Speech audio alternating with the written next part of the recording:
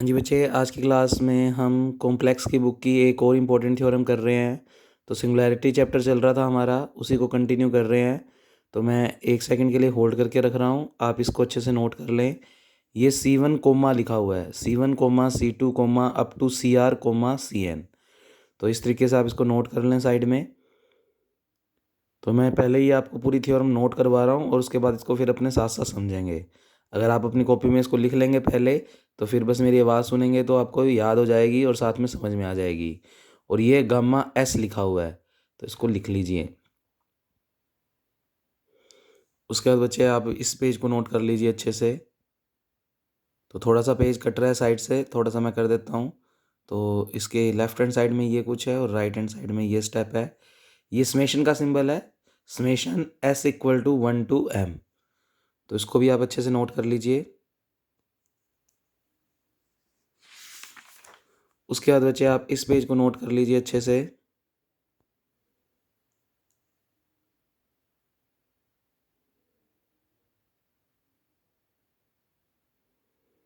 और उसके बाद बच्चे आप इस पेज को नोट कर लीजिए अच्छे से। तो बच्चे ये पूरा अपना कंप्लीट थ्योरम है। अब इसको देखते हैं। तो बच्चे अभी तक जितनी भी कॉम्प्लेक्स में हमने थ्योरम की है उस वो बाय नेम आ रही थी। ये पहली ऐसी थ्योरम है जो पेपर में बाय नेम नहीं आएगी, यानी पेपर में इसका स्टेटमेंट लिखा हुआ आएगा। तो बच्चे स्टेटमेंट पढ़ते हैं। वो कहता एक फंक्शन एफ जेड है जो कि एनालिटिक फंक्शन है within and on a close curve C. यानी कोई फंक्शन है जो कि एनालिटिक दे रखा है अंदर के सभी पॉइंट पे भी और ऑन का मतलब बाउंड्री के सभी पॉइंट्स पे भी, पर except finite number of poles inside C. Function उस डोमेन के अंदर और बाहर के सभी पॉइंटों पर एनालिटिक है, पर अंदर कुछ फाइनाइट नंबर ऑफ पॉइंट्स हैं जिन पे पोल मिल रहा है। यानी कुछ पॉइंट्स ऐसे हैं जिन पे पोल मिल रहा है, बाकी पे सभी पे एनालिटिक है, पर कुछ पॉइंट्स अपने उस डोमेन के अंदर ऐसे हैं जिस पर फंक्शन एनालिटिक नहीं है और उसमें पोल टाइप की सिंगुलैरिटी मिल रही है हमें। And F Z has no zero on C. इस लाइन का मतलब है कि एफ जेड जीरो के बराबर नहीं है बाउंड्री पर। तो इसका मतलब फंक्शन कभी भी बाउंड्री के ऊपर जीरो नहीं है। तो फिर उस फंक्शन की जीरो कहाँ मिलेगी? अंदर। भैया अगर उसने बोल दिया कि फंक्शन कभी भी जीरो के बराबर नहीं है ऑन सी, बाउंड्री पर, तो फिर वो जीरो की जब वो जीरो के बराबर होगा यानी उसकी जो जीरोज होंगी वो कहाँ मिलेगी? अंदर मिलेगी। फिर ऑन सी पर तो जीरो के बराबर है नहीं, तो फिर इन साइड में उसकी जीरोज मिलेंगी। तो कहता प्रूव करो 1/2 pi iota integration C F dash Z upon F Z into D Z is equal to n minus P.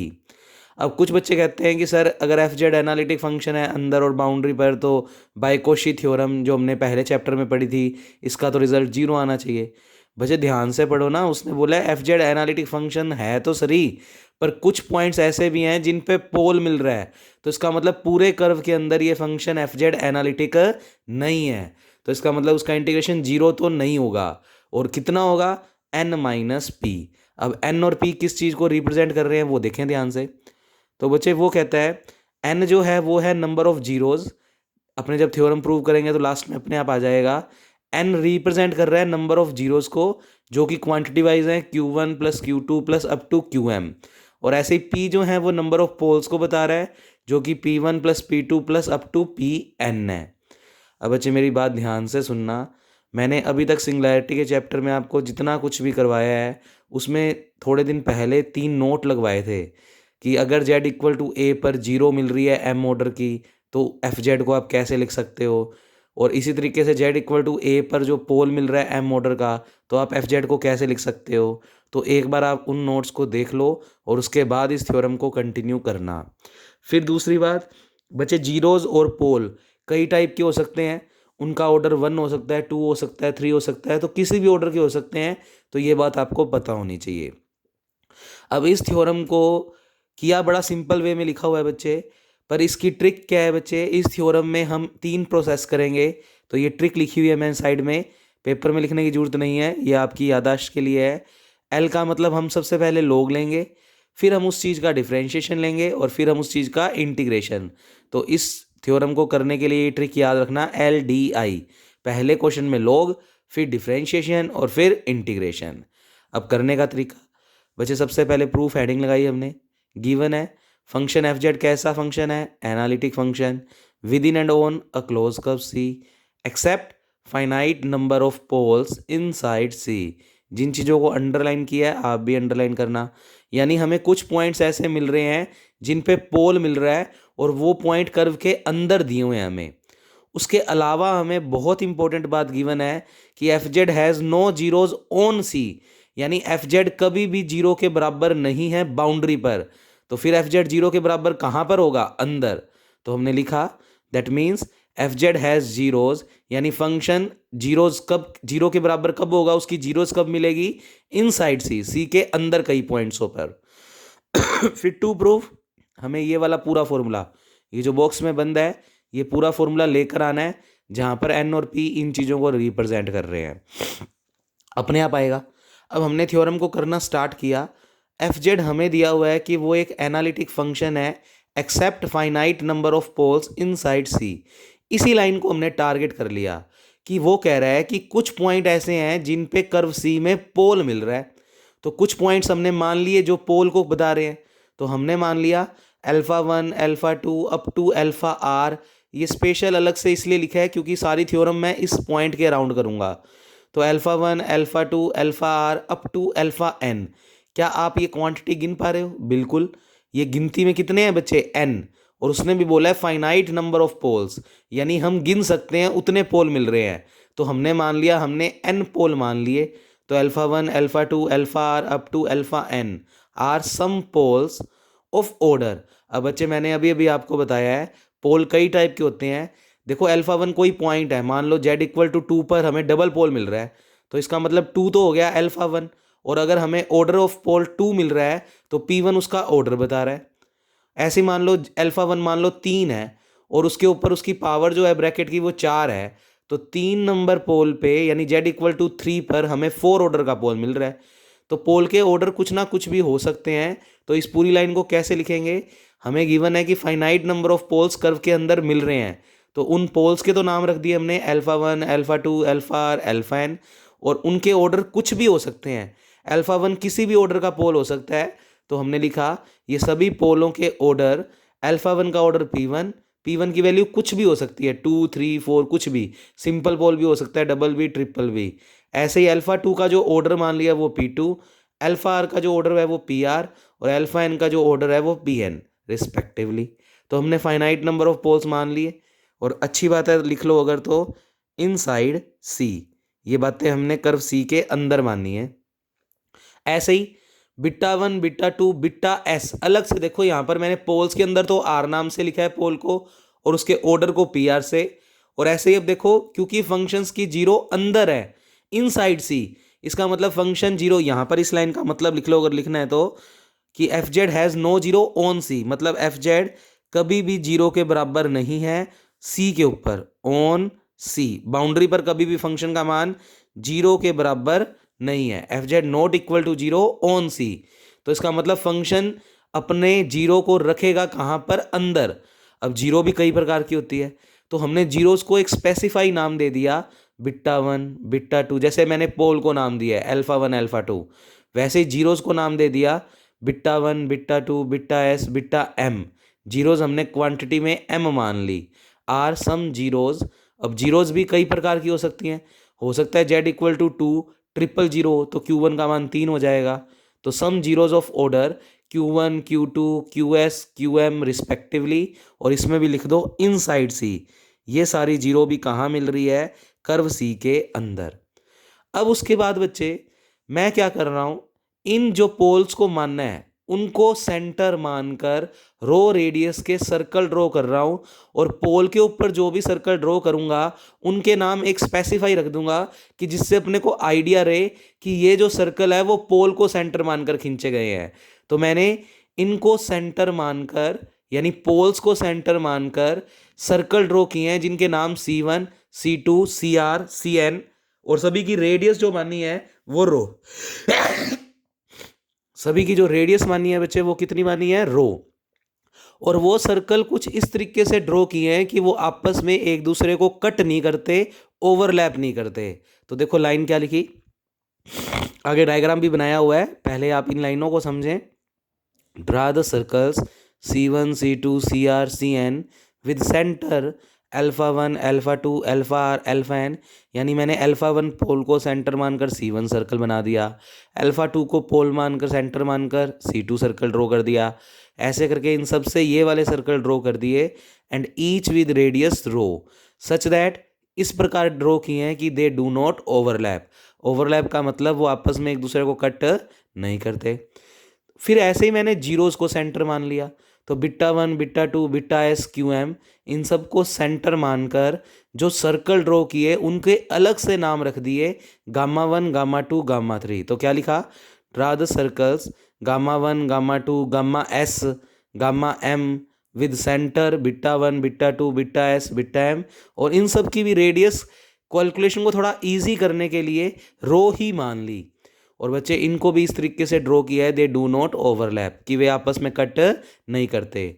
तो ध्यान से देखना, मैंने α1 α2 को सेंटर्स मानकर C1 C2 टाइप के सर्कल ड्रॉ किए हैं, और β1 β2 βS को सेंटर्स मानकर γ1 γ2 टाइप के, यानी ये जीरोस को सेंटर मानकर सर्कल ड्रॉ किए हैं और ये पोल को सेंटर मानकर सर्कल ड्रॉ किए हैं, और सबकी रेडियस रो ही है।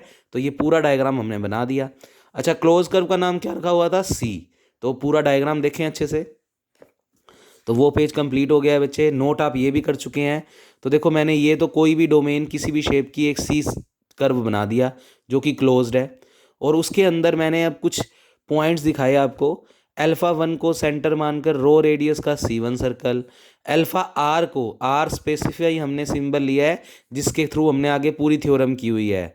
तो बच्चे αr को सेंटर मानकर रो रेडियस का एक सर्कल ड्रॉ किया जिसको CR, ऐसे ही αn को सेंटर मानकर रो रेडियस का सर्कल किया जिसको CN, बीच में C2 C3 वाले सर्कल भी हैं पर ज़्यादा नहीं बनाने की जरूरत, ये मेन 3 बना दिया, फर्स्ट बीच वाला और लास्ट वाला। ऐसे ही β1 को सेंटर मानकर रो रेडियस का γ1 सर्कल, βS को सेंटर मानकर रो रेडियस का γS सर्कल, और βM को सेंटर मानकर रो रेडियस का γM सर्कल, ये ड्रॉ कर दिए। अब आपने बच्चे पूरा फर्स्ट चैप्टर पढ़ा हुआ है तो उसमें आपने इक्वेशंस ऑफ सर्कल लिखना सीखा हुआ है, तो मैं स्पेसिफाई इन दो सर्कल्स को अलग से लिखकर बैठ गया। तो बच्चे αr सेंटर है और रो रेडियस है और सर्कल का नाम है CR। तो मैंने लिखा फॉर सर्कल CR, हाँ जी कैसे लिखते हैं, कोई वेरिएबल पॉइंट है जिसकी इस सेंटर से दूरी कितनी है, रो, तो Z को वेरिएबल पॉइंट कह दिया। तो Z की अल्फार किसका काम कर रहा है, सेंटर, और उसकी दूरी रेडियस का काम कौन कर रहा है, रो। तो बच्चे ये हमने फर्स्ट चैप्टर में भी बहुत बार किया है, तो ये बातें आपको याद होनी चाहिए। और भी प्रॉपर्टीज़ की थी कि मोड हटाएंगे तो साथ में e की पावर आयोटा थीटा आएगा, तो वो सारी बातों का यूज़ मैं इस चैप्टर में करने वाला हूँ। इसको मार्क कर दिया इक्वेशन नंबर 1। ऐसे ही मैंने इस γS सर्कल की अगर इक्वेशन लिखनी है तो कोई वेरिएबल Z ही ले लिया और उसकी सेंटर से दूरी, सेंटर क्या है βS, और उसकी रेडियस कितनी है बच्चे, रो, इक्वेशन नंबर 2। इन दोनों बातों का यूज़ लास्ट में कर लेंगे। अब कहते हैं बाय कोशी एक्सटेंशन थ्योरम। हाँ जी बच्चे, कोशी एक्सटेंशन थ्योरम का मतलब अगर इस क्लोज कर्व के लिए, अब देखो ये चीज़ हमें याद नहीं रखनी, पेपर में हमें LHS इक्वल टू RHS तो दे ही रखी होगी, तो मैंने इस पूरे स्टेप को बुला लिया, एज इट इज़ इस LHS को बुला लिया। तो कोशी एक्सटेंशन थ्योरम से हम क्या लिख रहे हैं, पूरा का पूरा LHS बुला लिया। और अगर आप ध्यान से देखें तो ये पूरा क्लोज कर्व का जो इंटीग्रेशन होगा वो या तो देखो 0 हो सकता था अगर पूरा का पूरा ये वाला फंक्शन एनालिटिक होता हर पॉइंट के ऊपर, पर इसमें कुछ पॉइंट्स पे पोल मिल रहा है, इसका मतलब पूरा इंटीग्रेशन 0 नहीं होगा। तो वो किसके बराबर होगा बच्चे, ये वाला 1/2 pi iota as it is, और उसके बाद इसमें ये C1 CR CN इन सब सर्कलों को जोड़ देंगे प्लस सारी जीरोज़ वाले सर्कल को जोड़ देंगे। उन दोनों को जोड़ने से जो रिजल्ट आएगा वही इस पूरे इंटीग्रेशन का आंसर होगा, क्योंकि हमने मानना है कि ये सर्कल आपस में ओवरलैप नहीं कर रहे, तो इसका मतलब इन सर्कलों से मिलने वाली वैल्यूज़ और इन सर्कल से मिलने वाली वैल्यूज़ को जोड़ दो और वो पूरा का पूरा हमारा इस क्लोज कर्व के अलोंग इंटीग्रेशन होगा। 0 इसलिए नहीं होगा क्योंकि पूरा फंक्शन एनालिटिक नहीं है, कुछ पॉइंट पे पोल मिल रहा है। तो बच्चे 1/2 pi iota as it is, summation r equal to 1 to n integration CR। इस लाइन का मतलब समझो भाई, तुम r की जगह 1 रखोगे तो C1 वाले स्टेप का इंटीग्रेशन हो जाएगा, r की जगह 2 रखोगे तो बीच में जो मैंने C2 सर्कल नहीं बनाया, C3 नहीं बनाया, वो सारे आ जाएंगे। आर को आर ही रखेंगे तो ये वाला सर्कल आ जाएगा, और लास्ट में जाके आर को एन रखेंगे तो ये वाला सर्कल आ जाएगा। अच्छा, क्वांटिटी चली रही है F Z D Z, function तो वही रहेगा, प्लस फिर 1/2 पाई आयोटा। अब सारे जीरोज वाले सर्कल, तो उनके लिए हमने summation S equal to 1 to m। देखो मेन बात, आर पॉइंट को हाईलाइट किया और इधर एस पॉइंट को हाईलाइट किया है, तो समेशन भी आर के ऊपर और यहाँ पर एस के ऊपर।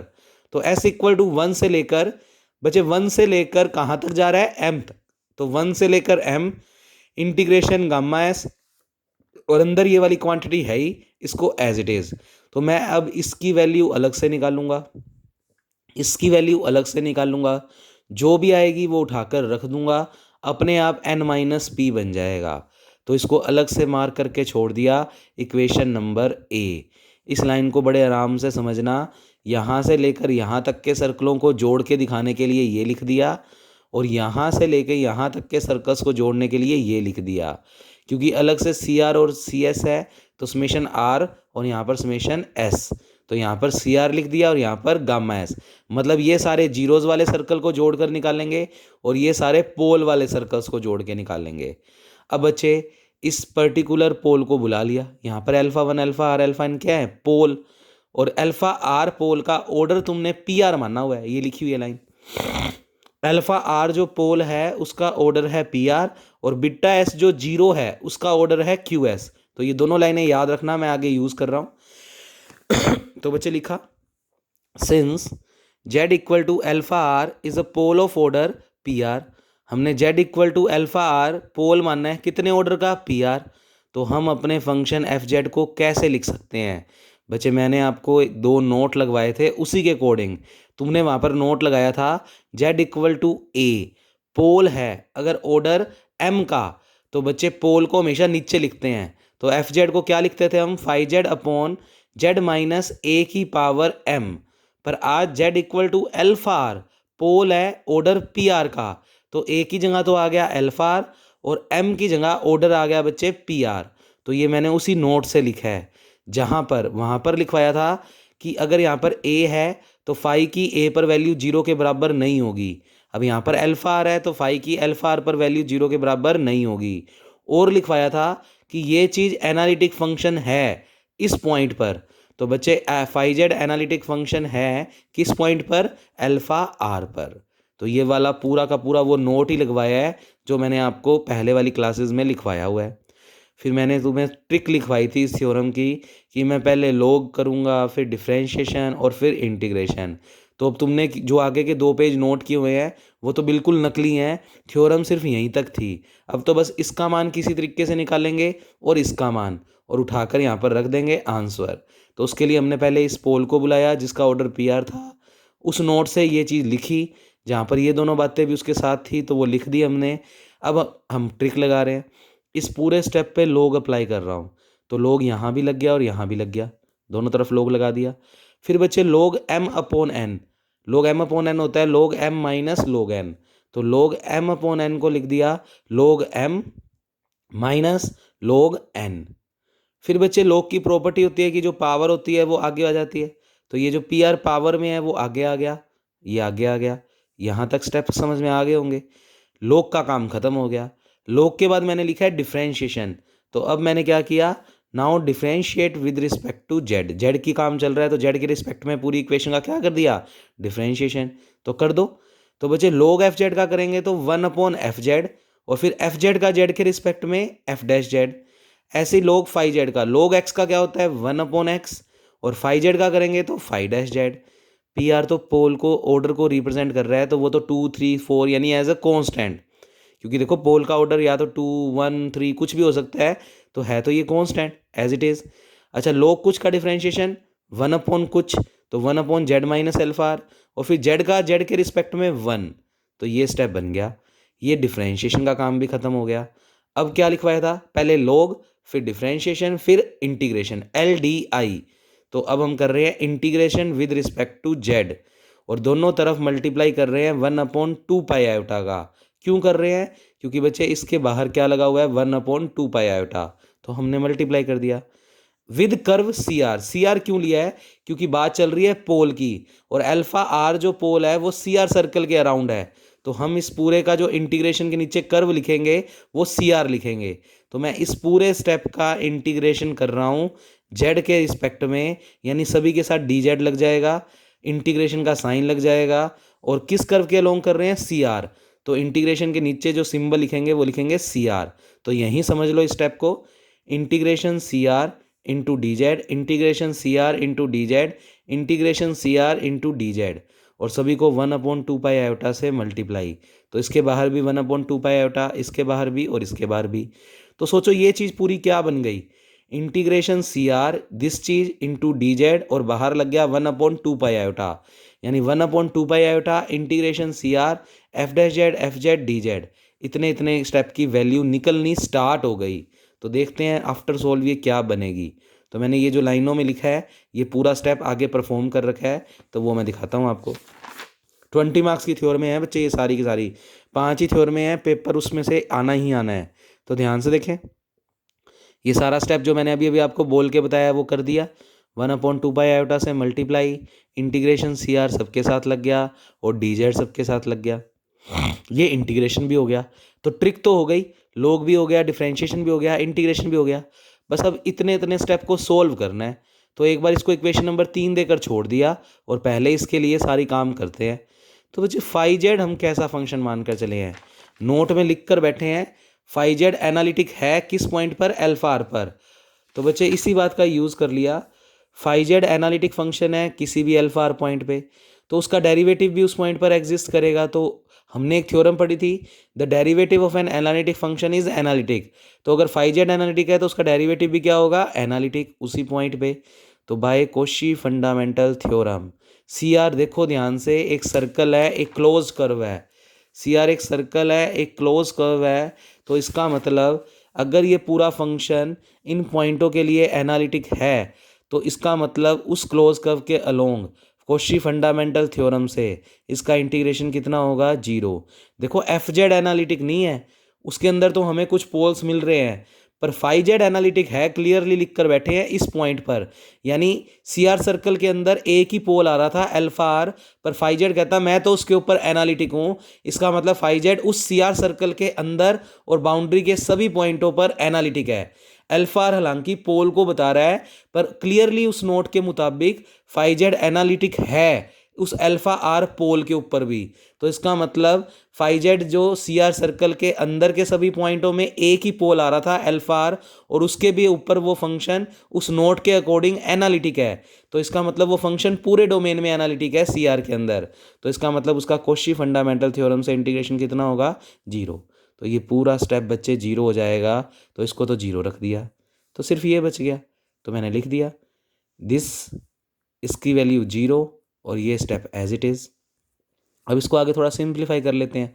तो 0 को हटा दिया, तो माइनस का 1/2 पाई आयोटा इंटीग्रेशन दिस। अब बच्चे इस चीज़ को सोल्व करने के लिए साइड में काम किया, हमने इक्वेशन नंबर 1 और 2 लगा रखी है। अब अपने नोट्स में देखें ध्यान से, तो हमने सर्कल सी आर की जो इक्वेशन लिखी थी वो लिखी थी जेड माइनस अल्फा आर का मोड इक्वल टू रो। फिर हमने जो पहला यूनिट पढ़ा था उसमें बहुत बार पढ़ चुके हैं कि जब भी मोड को हटाएंगे तो इस हाथ में आएगा ई की पावर आयोटा थीटा। तो रो के साथ आ गया ई की पावर आयोटा थीटा।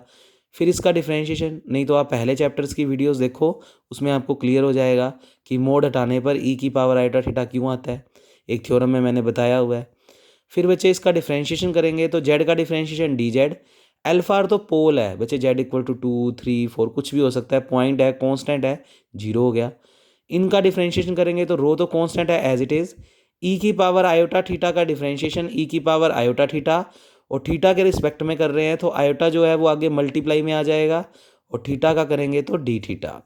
तो कुल मिलाकर इधर आ जाओ बच्चे, डी जेड की वैल्यू तो रख देंगे रो आयोटा ई की आयोटा थीटा डी थीटा। तो डी जेड के बदले तो रख दिया रो आयोटा ई की iota theta D theta. Z minus alpha R के बदले इस पे मोड नहीं लगा हुआ, तो जेड माइनस अल्फा आर की वैल्यू है रो ई की आयोटा थीटा, तो इसकी वैल्यू है रो ई की आयोटा थीटा। पी आर तो ऑर्डर को रिप्रेजेंट कर रहा है, तो एक कांस्टेंट है इंटीग्रेशन से बाहर, माइनस चल ही रहा है, 1/2 पाई आयोटा चल ही रहा है। सी आर डायग्राम में देखो एक सर्कल है, और पूरा सर्कल कब बनता है, जब वो 0 डिग्री से घूम के वापस 2 पाई तक आता है। तो बच्चे सी आर की लिमिट्स लगा दी 0 से 2 पाई, क्योंकि सी आर एक सर्कल है, क्लोज सर्कल है, तो वो 0 से 2 पाई तक घूम रहा है।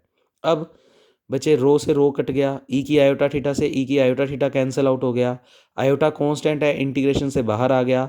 खाली डी थीटा का अगर इंटीग्रेशन करेंगे 1 के रिस्पेक्ट में तो थीटा, और लिमिट चल रही है 0 से 2 पाई। भाई देखो ना, रो से रो कट गया, ई की आयोटा थीटा से ई की आयोटा थीटा कट गया, आयोटा कांस्टेंट है, बाहर कर दिया, तो यहाँ पर ये बचा बेसिकली डी थीटा, और उसका इंटीग्रेशन करेंगे तो क्या आएगा थीटा। लिमिट चल रही है 0 से 2 पाई। फिर upper limit minus lower limit, तो 2 पाई रखेंगे तो 2 पाई आ जाएगा, तो 2 पाई आ गया, और 0 रखेंगे तो 0 हो जाएगा, तो लिखने की जरूरत नहीं है। 2 पाई आयोटा से 2 पाई आयोटा कैंसिल आउट, तो माइनस का पी आर बचेगा। इसको एक बार मार्क करके छोड़ दिया इक्वेशन नंबर 4।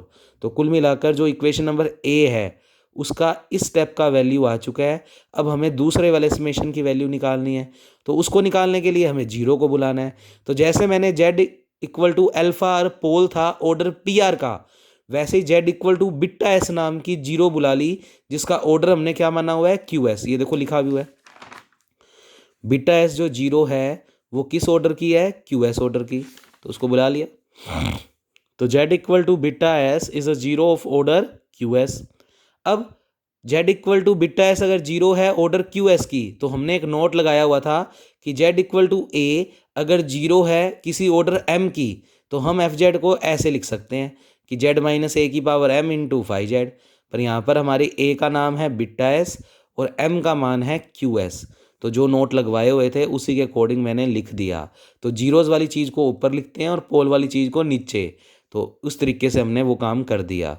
तो वो नोट को ध्यान से पढ़ें तो ये बात बिल्कुल समझ में आएगी बच्चे।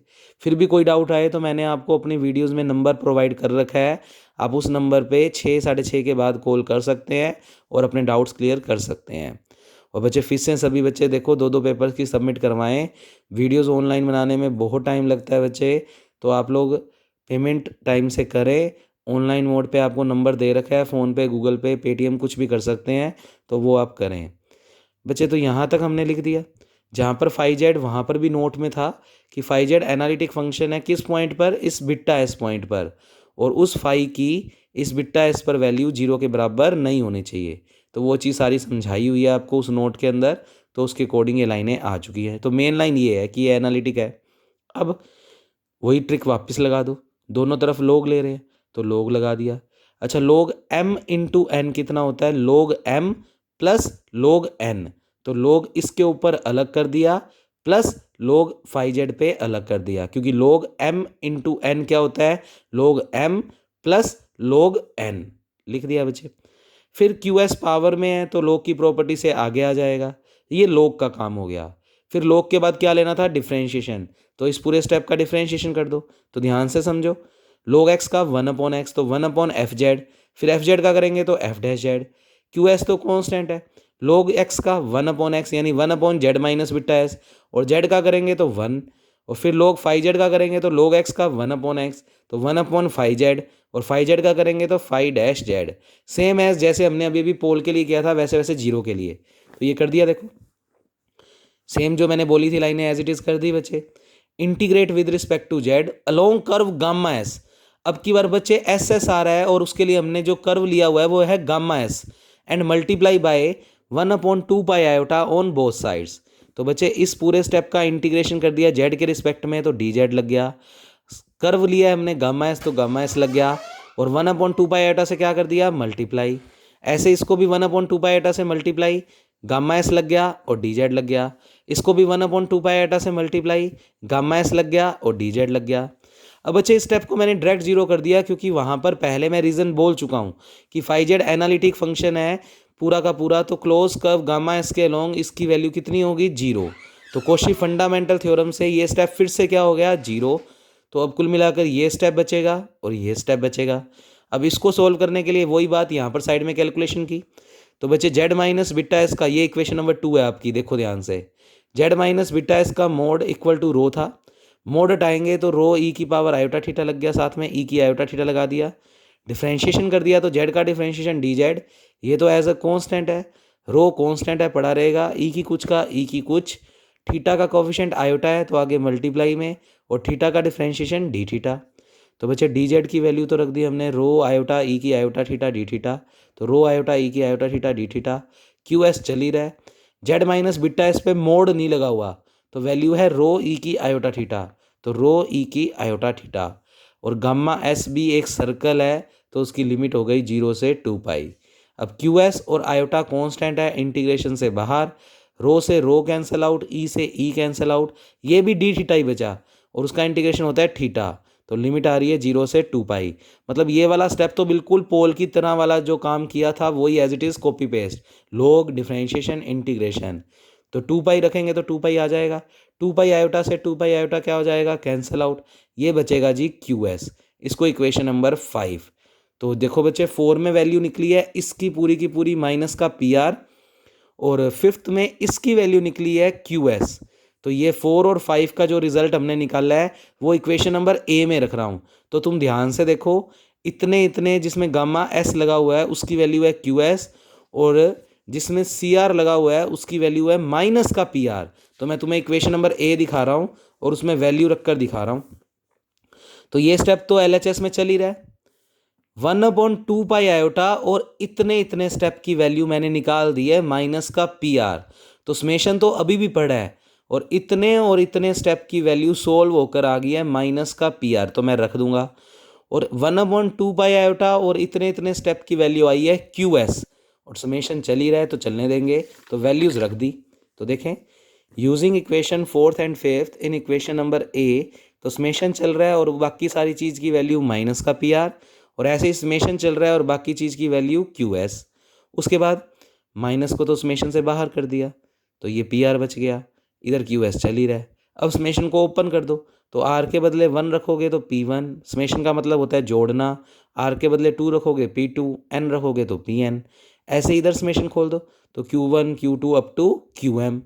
बच्चे इतनी इतनी क्वांटिटी को, माइनस तो बाहर चल रहा है, इतनी इतनी क्वांटिटी को मैंने नाम दे दिया पी, प्लस चल ही रहा है, और इतनी इतनी क्वांटिटी को नाम दे दिया एन।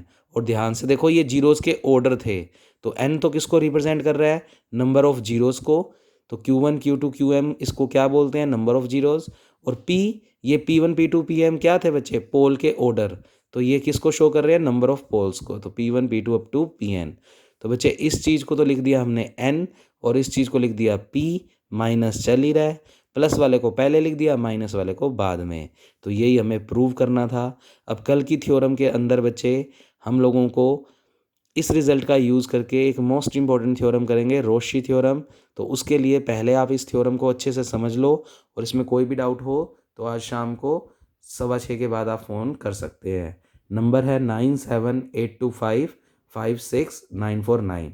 और सभी बच्चे एटलीस्ट 2 पेपर की फ़ीस सबमिट करवाएं अभी तक में, और उसके बाद कंटिन्यू वीडियोस आती रहेंगी आपके पास डेली की डेली। और नागपाल स्टेशनरी वाला है बच्चे एसडी कॉलेज के बाहर, तो उससे आप चाहो तो 500 पेपर के नोट्स ले जाओ, जिससे आपको अगर नहीं लिखना, वैसे तो खुद के नोट्स बनाओ सबसे बेस्ट है, पर फिर भी नोट्स होंगे, क्योंकि आगे वाली जो मैं बुक्स कराऊंगा उसमें काफ़ी सारा होमवर्क मिला करेगा आपको, क्योंकि वो न्यूमेरिकल्स हैं, जैसे मैंने एक करवा दिया तो उसके बाद 10-15 की आपको प्रैक्टिस करनी है, तो फिर उसको भारी भारी लिख कर करोगे तो टाइम ज़्यादा जाएगा। तो इसलिए आप लोग तैयारी साथ साथ उस नोट्स के अकॉर्डिंग करते जाएं। Okay, thank you class.